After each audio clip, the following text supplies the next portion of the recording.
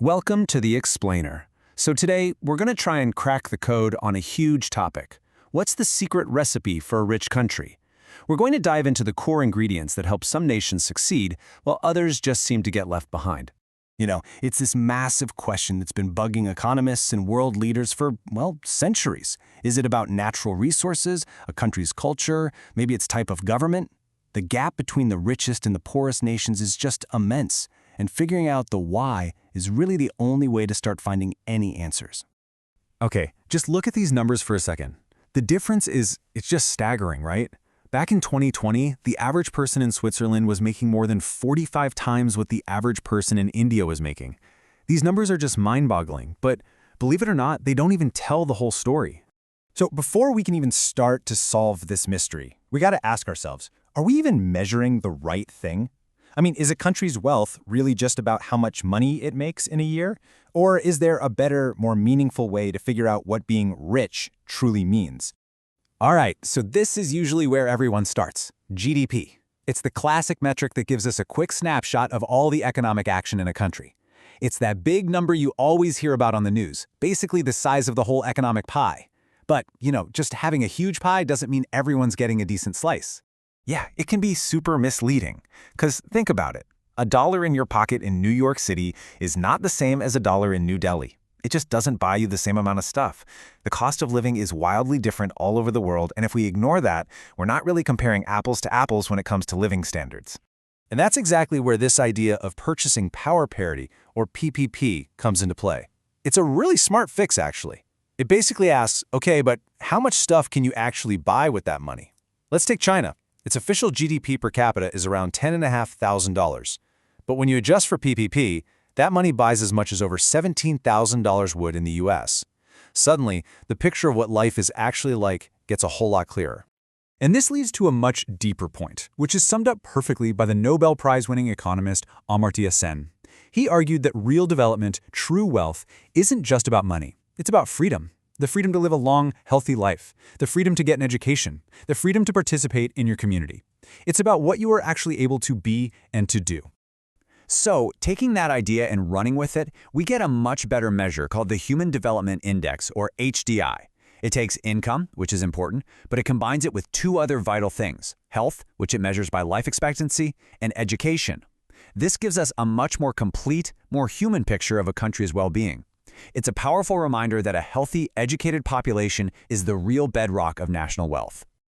Okay, so we've got a better way to measure rich. Now for the big question. What actually powers it? What's the engine that makes it all go? What really drives economic growth over the long haul? It's pretty rare, but economists actually have a strong consensus on this. The twin engines, the real drivers of long-term growth, are innovation, which is all about coming up with new and better ways of doing things, and entrepreneurship, that dynamic spark that actually brings those new ideas to life. And when we say innovation, don't just think about the latest smartphone. It's so much bigger than that. It can be a whole new way to manufacture things, like the assembly line, which completely changed the world. It can be a new kind of business, like Amazon's e-commerce platform, or a totally new strategy, like Uber's ride-sharing app. These things create entire new markets out of thin air. Right, but an engine, no matter how powerful, is useless without the right, let's call it an operating system to run on. It needs the right environment, the right fuel, the right set of rules. So what's the essential operating system that lets innovation and entrepreneurship really take off? And that really starts with the economic system itself. In a market economy, there's a huge incentive to innovate. If you've got a great idea, you can start a business and, hopefully, get rewarded for it. But in a planned economy, where the government owns everything, that incentive just isn't there. The state gets most of the reward, so why would you bother taking the risk? But okay, just having a market economy isn't the whole story. You need a critical guarantee, and that's strong property rights. Think about it. Why on earth would you pour your life savings and years of work into a new idea if the government, or even a powerful competitor, could just swoop in and take it all away from you? You wouldn't. This is a huge deal, and an economist named Hernando de Soto really nailed down why. He pointed out this massive problem in the developing world he called dead capital. Basically, millions of people own things, like a house or a small piece of land, but they don't have a legal title for it. Without that piece of paper, they can't prove they own it. so their asset becomes dead. They can't use it to get a loan from a bank to, say, start a business. And just like that, a huge pathway out of poverty is completely blocked off. Okay, so let's recap. We have our engine, that's innovation. We have our operating system, a market economy with solid property rights. But there are other ingredients that can totally make or break the recipe. They can either give it a huge boost or just spoil the whole thing. And this brings us to one of the biggest, most debated questions out there. Does a country actually need democracy to get rich? Is it a must-have ingredient? Well, as you can probably guess, the answer is complicated. So on one side of the argument, people will point to places like South Korea or China, which had these incredible bursts of growth under authoritarian rule. But then the counter-argument is a really powerful one. Without democracy, are your property rights ever truly safe? A dictator can give you economic freedom one day and snatch it away the next. History seems to show that for stable, long-term growth, democracy is just a much safer bet.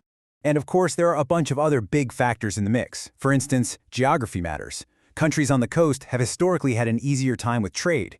Education is absolutely massive. A well-educated population is just a more productive one. And you can't forget demographics. A young, growing population can be a huge economic boost, while an aging one can really slow things down. All right, let's bring this all home. If we take all these different pieces, how can we actually size up a country's potential? Well, a really useful way to think about it is like an investor's scorecard, where you're balancing three key things. First up, the benefits.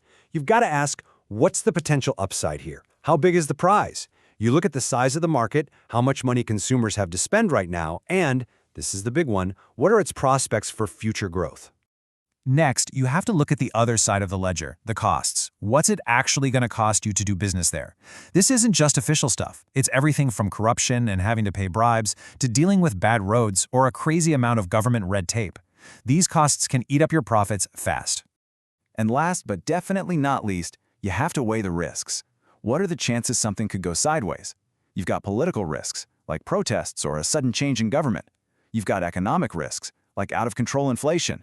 And you've got legal risks, like the chance that people won't honor their contracts.